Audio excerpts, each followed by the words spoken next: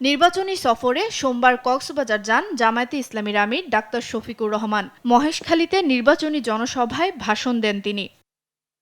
জামায়াত আমির বলেন, যারা গণভোটে হ্যাঁর বিপক্ষে অবস্থান নেবে তারা ফেসিবাদ ফিরিয়ে আনতে চায়। বাংলাদেশের যে পরিমাণ টাকা লুণ্ঠন করে বিদেশে পাচার করা হয়েছে, বাংলাদেশ ব্যাংকের হিসাবে এটা হচ্ছে 28 লক্ষ কোটি টাকা, বাংলাদেশের বার্ষিক বাজেটের 4 গুণ।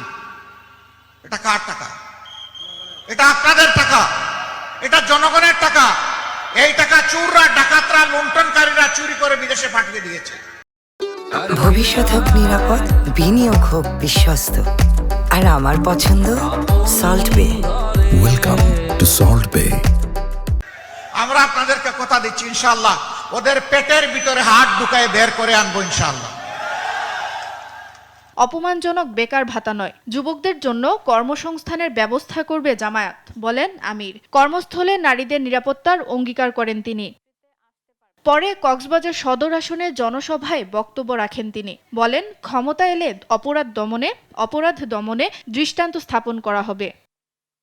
কক্সবাজারকে পর্যটনের অপার সম্ভাবনা উল্লেখ করে জামায়াত আমির বলেন, মতলববাজরা এই খাতকে এগিয়ে যেতে দেয়নি। বলেন, ক্ষমতায় গেলে কক্সবাজারে বিশ্ববিদ্যালয় স্থাপন সহ নানামুখী উদ্যোগ নেবে জামায়াতে ইসলাম।